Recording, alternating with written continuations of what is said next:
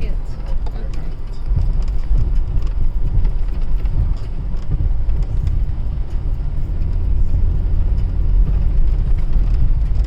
Takes us normally about an hour to climb the mountain.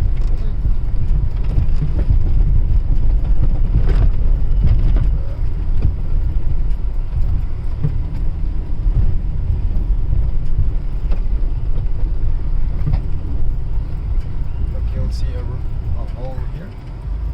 It's been dug out. There are a couple of little ones around it also, but this one is made by the giant armadillo. Oh. Here.